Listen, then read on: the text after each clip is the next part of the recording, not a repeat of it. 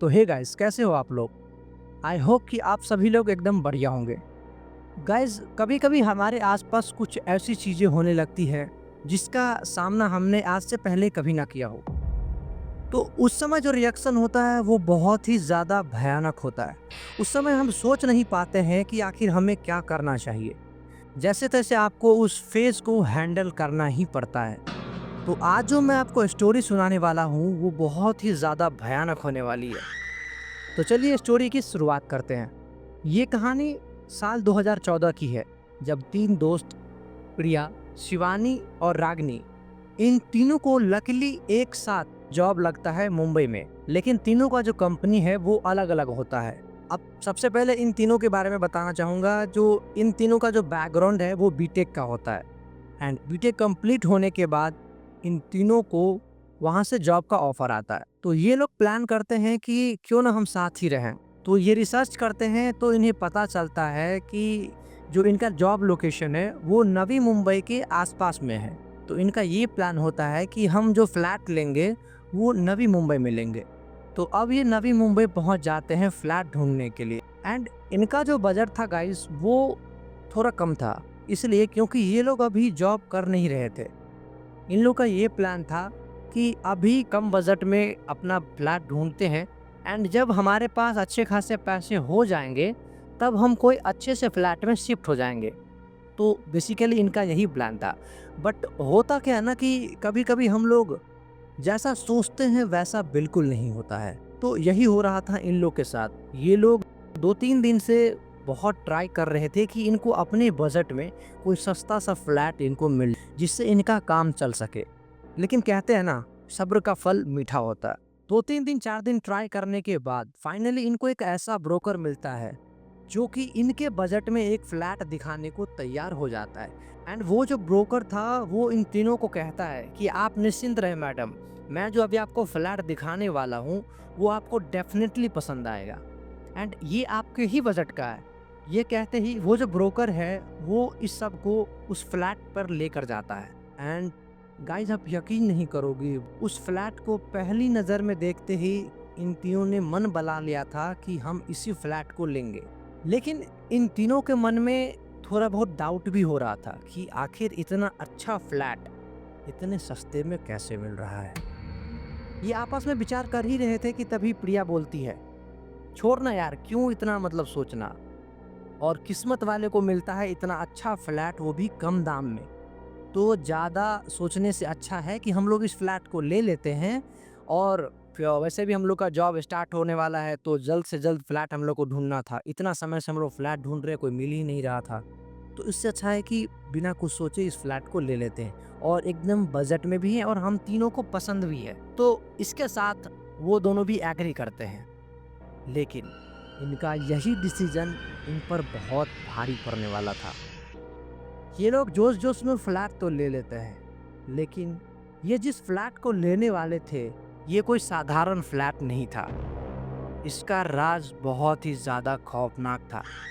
And इसके साथ जो होने वाला है इन्होंने कल्पनाओं में भी नहीं सोचा होगा। तो अब ये ब्रोकर अंकल को पैसा दे करके फ्लैट बुक कर देते हैं, एंड अगले ही दिन ये लोग फ्लैट में शिफ्ट कर जाते हैं। फ्लैट में शिफ्ट करने के बाद कुछ दिनों तक सब कुछ नॉर्मल सा चल रहा था। अब मैं आपको इनके जॉब का टाइमिंग बता देता हूँ। जो प्रिया होती है उसका जो जॉब का टाइमिंग है वो सवेरे का होता है, मतलब वो लगभग 10 बजे जाती है और शाम के 7 बजे तक आ जाती है। वहीं पर शिवानी और रागिनी, उसका जो टाइमिंग है वो 12 बजे से लेकर के रात के 9-10 बजे तक का है। तो होता कुछ ऐसा है कि प्रिया जो है सो सबसे पहले फ्लैट पर आ जाती है, लेकिन ये नोटिस करती है कि इसके फ्लैट में एक दीवार है और उस दीवार पर एक हनुमान जी का फोटो लटका हुआ है। लेकिन जब भी ये ड्यूटी से फ्लैट पर आती है तब ये नोटिस करती है कि वो जो फोटो है हनुमान जी का वो हमेशा गिरा रहता है। अब सोचने वाली बात ये है कि ये जब अपने काम पर जाती है तो जो खिड़की होते हैं, जो पंखे होते हैं, हर तरह से ये अपने फ्लैट को बंद करके जाती है। तो कहीं से भी हवा आने जाने का कोई चांस ही नहीं है। तो आखिर वो फ़ोटो गिरा कैसे? एक समय आता है ना कि जब कोई चीज़ बार-बार रिपीट हो रहा हो, तो आपसे बर्दाश्त नहीं होता है। तो वो ये चीज़ें अपने दोस्तों को भी बताती है, बट पहले तो उन्हें यकीन नहीं होता है। लेकिन एक दिन जब सब लोग अपने फ्लैट पर ऐसे ही रहते हैं, उस दिन शायद उन लोग का छुट्टी रहता है, तो उनकी आंखों के सामने जो वो हनुमान जी का फोटो है वो अचानक से गिरता है। अब इन लोगों को समझ नहीं आ रहा है कि आखिर ये गिरा क्यों, क्योंकि उस समय ना हवा चल रही थी, ना इन्होंने पंखा चलाया हुआ था। बट ये मान के चलिए कि जो मौसम था वो एकदम मॉडरेट था, ना ज़्यादा गर्मी ना ज़्यादा ठंडा। तो ऐसे अचानक वो फ़ोटो कैसे गिर सकता है? थोड़ा-सा डर इन लोगों को फ़ील हुआ, लेकिन फिर ये लोग इस चीज़ को इग्नोर करते हैं। फिर कुछ समय ऐसे ही बीत जाता है। अब कुछ महीनों बाद ये सभी अपने-अपने फ्रेंड्स को अपने फ्लैट पर बुलाते हैं एंड इन लोग का प्लान होता है कुछ पार्टी-शार्टी करने का। ये सभी लोग अपने फ्रेंड्स को इनवाइट करते हैं एंड मस्त अपने पार्टी को एंजॉय कर रहे होते हैं। इसी ग्रुप में एक लड़की होती है वंदना। जब से वो फ्लैट पर आई होती है, उसे यहाँ कुछ बहुत ही अजीब सी एनर्जी फील होती है। उसे ऐसा लगता है कि यहाँ कुछ तो गड़बड़ है। पता नहीं, कभी-कभी ऐसा होता है ना कि आपका जो सिक्स्थ सेंस है, वो आपको इंडिकेट कर देता है कि यार कुछ न कुछ तो गड़बड़ है। आप कभी किसी अनजान जगह पर जाओगे तो आपका जो मन है वो अंदर-अंदर बताते रहता है कि यार यहाँ कुछ तो सही नहीं है। नेगेटिव एनर्जी वाला फीलिंग उस वंदना को आ रहा था। वो समझ नहीं पा रही थी कि आखिर यहाँ पे ऐसा क्या चीज़ है जो मुझे इतना नेगेटिविटी फीलिंग दिलवा रही है। वो अपने दोस्तों को कहती है कि गाइस, कुछ तो यहाँ बहुत गलत है, जो दिख तो नहीं रहा, लेकिन मुझे वो फील हो रहा है कि यहाँ बहुत ही अजीब सी नेगेटिव एनर्जी है। मुझे लगता है तुम्हें इस फ्लैट को शुद्ध करवाना चाहिए, यानी यहाँ पे तुम्हें कुछ पूजा पाठ करवाने की ज़रूरत है। ये सुनते ही जो बाकी उसके दोस्त हैं वो सभी लोग हँसने लगते हैं, क्योंकि जो उसके जो बाकी दोस्त थे वो सभी मॉडर्न ज़माने के हैं। तो आप समझ सकते हो कि आजकल के जो यूथ हैं वो जल्दी इन सब चीज़ों पर विश्वास नहीं करते हैं। तो वो बाकी जो दोस्त थे वो इनके बात को टाल देते हैं एंड ऐसे ही हँसी मज़ाक उड़ा देते हैं। लेकिन तभी इन तीनों दोस्त प्रिया, रागिनी और शिवानी, इन तीनों को ख़्याल आता है उस हनुमान जी के फ़ोटो के बारे में। तो वो वंदना को बताती है कि ऐसा-ऐसा मेरे फ्लैट में हो रहा है। तो अभी वंदना सजेशन देती है कि एक काम करो, वो जो फ़ोटो का पोजीशन है ना, तुम किसी दूसरे जगह पर सेट कर दो। यही सबसे बड़ी गलती थी।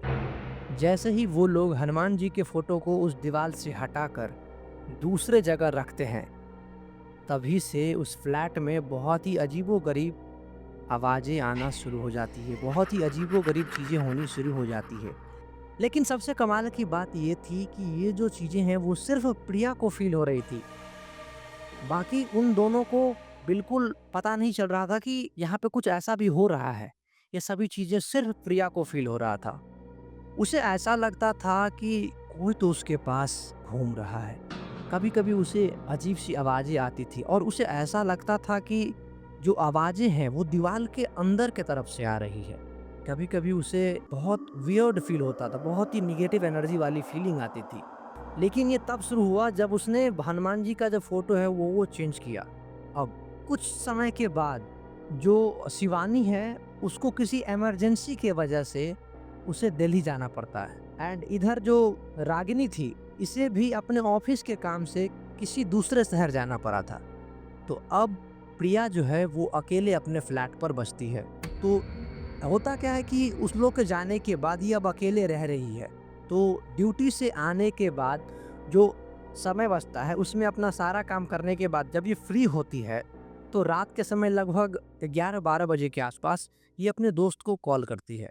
पहले तो ये लोग एकदम नॉर्मल हँसी मज़ाक बात करते हैं, एकदम चिल होके बात कर रहे थे ताकि इसको भी जो है ना वो अकेलापन फ़ील ना हो। तो इस वज़ह से वो अपने दोस्त के साथ मस्त कैजुअली बात कर रही थी। तभी थोड़ी देर बाद उसकी जो दोस्त है, वो प्रिया को बोलती है कि यार तेरे रूम में कोई बच्चा है क्या? वो बहुत अजीब तरीके से रो रहा है और कंटिन्यूअसली रोए जा रहा है। तभी प्रिया बोलती है, पागल-वागल हो क्या यार? तुमको तो पता है ना मैं अपने दोस्त के साथ रहती हूँ। तो मेरे रूम में बच्चा कहाँ से आएगा? मेरे जो 2 दोस्त हैं वो अपने-अपने काम से मतलब बाहर गए हुए हैं, तो मैं अभी अकेले रहती हूँ। और बात रहा बच्चे का, तो मेरे फ्लैट के आस-पास भी कोई बच्चा नहीं है।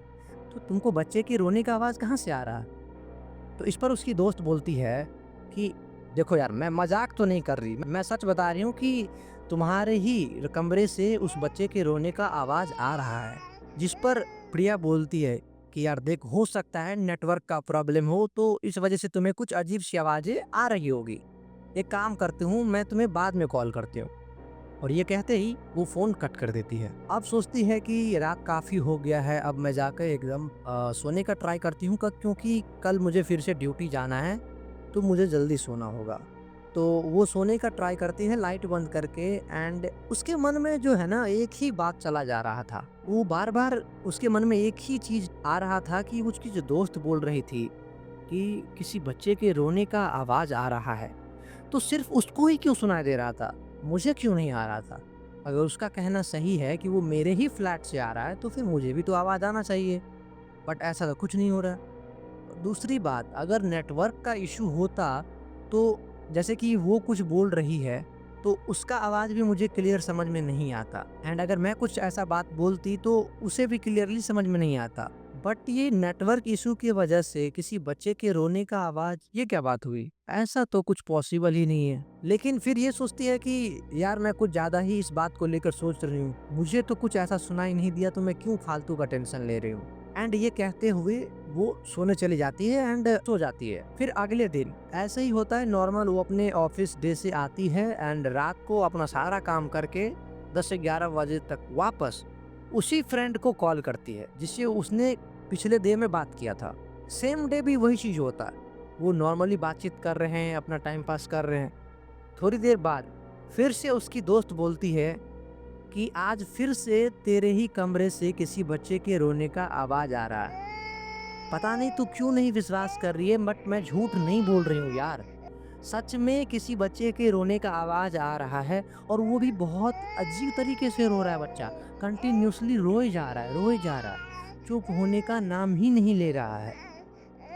इस बार इसकी बात सुनकर प्रिया को थोड़ा डर लगने लगता है, क्योंकि ऑलरेडी इसने पहले भी इस फ्लैट में अजीबोगरीब चीजें महसूस की है, लेकिन इसने अपने पार्टनर्स को नहीं बताया। बट जब इसकी दोस्त ने 2 बार इसे ये चीज बताया, तो फिर इसके मन में अब लिटरली डर पैदा होने लगा था। अब जो है सो ये बोलती है, ठीक है, मैं तुमसे बाद में बात करती हूँ, मुझे मुझे पता करना है कि आखिर बात क्या है। अब ये फ़ोन काटने के बाद लिटरली से बहुत ज़्यादा डर लग रहा था। ये जानना चाहती थी कि आखिर वो जो आवाज़ है वो मुझे क्यों नहीं आ रही है। तब ये जैसे ही लाइट बंद करके एंड लेटने की कोशिश करती है, कि तभी उसे ऐसा फील हो रहा था जैसे उसके रूम का जो हवा है वो थोड़ा भारी सा हो गया है। उसे भी थोड़ा सा निगेटिविटी वाली फीलिंग आ रही थी। अब उसने लाइट बंद कर रखा था, तो उसे और भी ज़्यादा डर हो रहा था। तभी उसे ऐसा लगता है कि किसी ने तो उसके पर्दे को हिलाया है। एंड फिर थोड़ी देर बाद उसे दीवार से थप-थप की आवाज आ रही थी। ऐसा लग रहा था कोई दीवार को पीट रहा है। ये सुनते ही मानो प्रिया की हालत खराब हो गई हो। उसका हार्ट बीट धीरे-धीरे बढ़ रहा था। तभी उसे ऐसा लगता है कि उसके पास कोई बच्चा रेंगता हुआ आ रहा है। एंड धीरे-धीरे उसे भी अब जो है उसे बच्चे के रोने की आवाज आ रही है। साथ में एक औरत के रोने की आवाज भी आ रही है। अब इसे बिल्कुल समझ नहीं आ रहा है कि आखिर मेरे साथ हो क्या रहा है। आखिर मुझे ये सब चीजें फील क्यों हो रही है, एंड मुझे कोई दिखाई क्यों नहीं दे रहा है। ये सोचते सोचते वो सोने का ट्राई करती है, बट नहीं, उसे बिल्कुल भी नींद नहीं आ रहा था, क्योंकि उसके आसपास जो चीजें हो रही थी वो बहुत ही ज्यादा भयानक था। इतने में ही प्रिया अपने फेस के ऊपर एक चादर ओढ़कर एंड वो कोशिश करती है कि उसे कुछ भी ऐसा दिखाई ना दे जिससे वो और ज्यादा डरे। एंड इस सब चीज से बचने के लिए वो हनुमान चालीसा का जाप करने लगती है। उसने जो अपना चादर है वो अपने फेस पे ढक रखा है, ताकि वो बाहर की चीजों को कुछ ना देख सके। एंड ये अपने आंख बंद करके मस्त जो है एकदम हनुमान चालीसा पढ़े जा रही है, पढ़े जा रही है। जैसे तैसे करके इसका जो पूरा रात है वो कट जाता है। एंड अगले ही दिन उठने के बाद जैसे ही सवेरा होता है, वो सबसे पहले अपने दोस्त को कॉल करके बताती है कि मेरे साथ ऐसा ऐसा हुआ है एंड ये जो फ्लैट है ये कोई नॉर्मल फ्लैट नहीं है। कल रात जो मैंने देखा वो बहुत ही ज़्यादा भयानक था। किसी बच्चे के रोने की आवाज़ आ रही थी, किसी औरत के रोने की आवाज़ आ रही थी। ऐसा लग रहा था मानो कोई दीवार पीट रहा है। ऐसा लग रहा था मानो कोई बच्चा मेरे पास रेंगता हुआ आ रहा है। कोई पर्दा अपने आप हिल रहा था। बहुत ही अजीबो-गरीब चीज़ें हो रही है मेरे साथ एंड कल रात मैंने कैसे काटा है ये मैं खुद जानती हूँ। ये मैं तुम्हें बस बता सकती हूँ बट तुम लोग बिल्कुल भी नहीं समझ सकते कि मेरे साथ जो हुआ है वो एक्चुअली में था क्या? मुझे बिल्कुल समझ नहीं आ रहा। ये जो फ्लैट है वो कोई नॉर्मल फ्लैट नहीं है, ये पक्का कोई भूतिया फ्लैट है। हो सकता है यहाँ पर पहले कुछ ऐसी घटनाएँ हुई हो जिस वजह से ये हम लोग को परेशान कर रही है। मैं इस फ्लैट में बिल्कुल नहीं रहने वाली हूँ।